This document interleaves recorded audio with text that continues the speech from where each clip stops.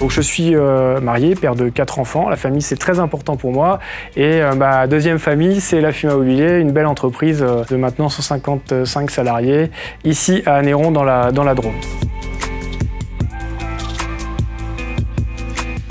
Quand je suis arrivé, le groupe était en grande difficulté, donc je m'occupais du contrôle de gestion, donc essayer de trouver de quoi faire en sorte que le groupe tienne sa rentabilité, ses projets, etc. Je pense que j'ai eu des paroles rassurantes et en fait j'ai un petit peu donné la formule que je voulais suivre. C'est la formule de la start-up de 70 ans. On est une communauté d'hommes et femmes qui travaillons maintenant de façon dédiée à la Fuma Mobilier. Avant, il y en a qui faisaient du sac à dos, du textile. Maintenant, on travaille pour la Fuma Mobilier, donc il y a un projet commun. Et ce projet, il réunit, on va dire, un savoir-faire de 70 ans et plein de salariés qui ont rejoint l'entreprise pour ce projet avec une vision de start-up, c'est-à-dire des métiers digitaux, des nouveaux canaux de distribution, du merchandising, de la communication, des métiers qui n'étaient pas forcément inhérents à notre organisation il y a 8 ans. Et ça, c'est pas toujours facile, donc il y a eu bien sûr des crispations, des déceptions, parce qu'il y a eu beaucoup d'énergie pour créer des événements communs, des moments partagés, évoluer pour répondre aux nouveaux enjeux techniques, mais aussi pour répondre aux nouvelles façons de travailler, l'agilité, le télétravail, etc. Chez la Fuma Mobilier, on attache beaucoup d'importance à la formation, on a un budget de formation qui est quand même très important. On a un souci des ressources humaines pour la formation. Il y a la formation interne, d'ailleurs on s'est rendu compte qu'elle n'était pas assez valorisée parce qu'il y a beaucoup de transmissions qui s'opèrent dans l'entreprise.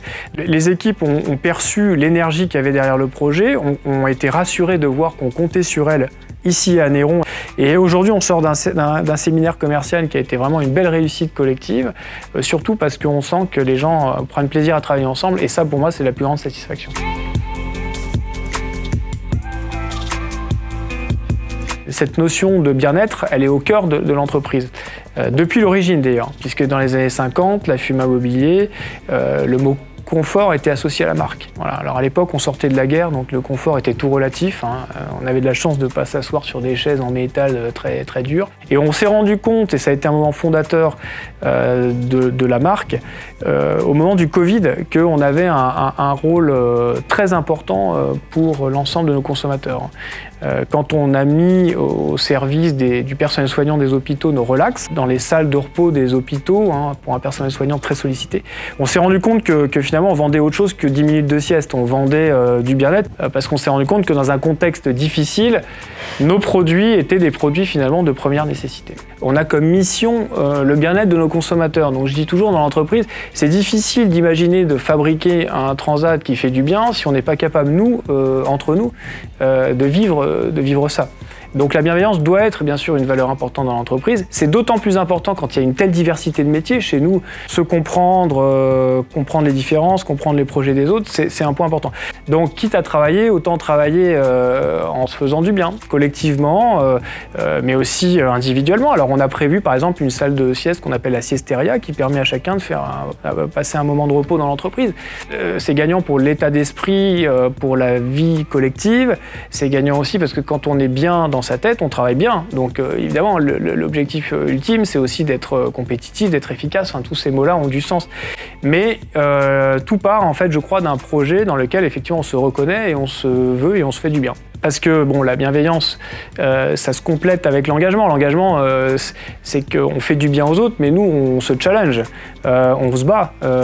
Pour moi, c'est pas un gros mot. On est là aussi pour se développer. Se développer, c'est-à-dire qu'il faut sortir de sa zone de confort. Donc j'aime bien le confort, mais j'aime bien sortir de ma zone de confort. La marque est profondément engagée. Donc je suis aussi persuadé que ces valeurs que je porte sont aussi celles que la marque véhicule dans le temps.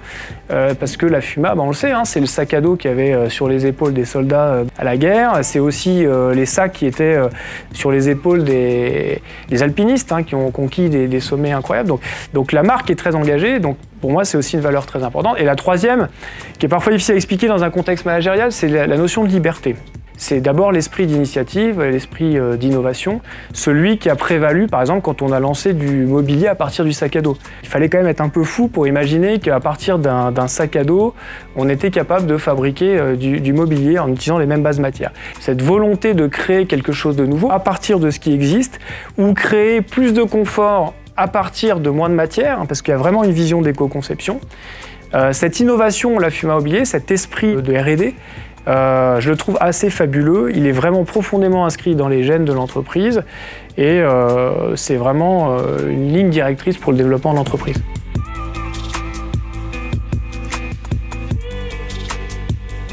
Quand on parle de relocalisation, bravo à ceux qui le font, mais je crois qu'aujourd'hui, l'enjeu principal, c'est déjà de développer et de croire aux outils industriels qui existent et d'en faire d'ailleurs des zones de développement, parce qu'on peut toujours s'agrandir et se développer.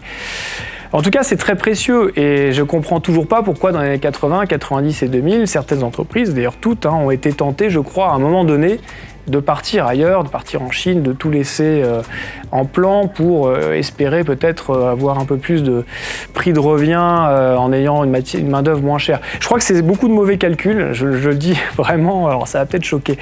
Mais on est un bon exemple. Il faut savoir que dans un transat, 80% du prix de revient, c'est la matière première et 20% c'est de la main-d'œuvre. Donc le fait de se dire, en partant en Chine, on va gagner énormément de points sur le prix de revient, je crois que c'est pas un bon calcul. Évidemment qu'en tête, il faut avoir aussi le coût du transport, il faut avoir le coût de la non-qualité. Voilà, c'est quand même... ces paramètres n'ont pas été, je pense, bien compris par les industriels. Bon, malheureusement, on hérite de cette situation où beaucoup d'entreprises sont parties.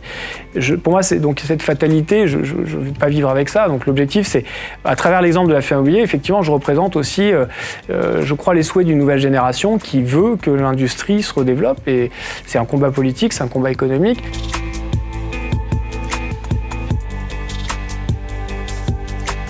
Comment faire à mon modeste niveau ? C'est de faire connaître l'industrie aux jeunes, de troisième, etc. Faire connaître l'industrie aux intervenants politiques et institutionnels. C'est vrai que je suis assez engagé aussi sur un certain nombre de mouvements entre guillemets made in France. Je crois qu'on est en train de toucher du doigt après le Covid, là, ce qui est la réalité du monde économique, c'est quand même aussi la question de la proximité et de la durabilité. C'est vrai que ça pourrait paraître contradictoire avec l'idée d'aller à l'international, mais au fond, la vie sur le territoire, c'est ce qui nous fait vivre. Donc les salariés viennent du territoire, nos fournisseurs viennent du territoire, nos partenaires sont beaucoup sur le territoire. En fait, c'est dans ces échanges-là qu'on crée vraiment de la valeur ajoutée économique. Donc moi, je suis aussi engagé, par exemple, dans la branche ameublement français, parce qu'il faut réfléchir à la notion de filière. Un meuble, ça vient d'une matière qui peut être le bois, qui peut être le métal, et ça va jusqu'à un consommateur. Est-ce qu'on a envie finalement d'aller chercher le bois en France, de le faire transformer en Chine pour le ramener à un consommateur français ? Tout ça n'a pas beaucoup de sens. Donc c'est vrai que je crois pas mal à l'organisation économique sur le territoire et c'est un plaisir en plus d'échanger avec les marques pour organiser ensemble des événements. On se dit que faire découvrir la Drôme des industries, c'est aussi quelque chose qui peut être intéressant. Donc voilà, il y a encore plein de projets qu'on n'a pas encore menés, donc c'est chouette de se dire qu'il y a encore des opportunités.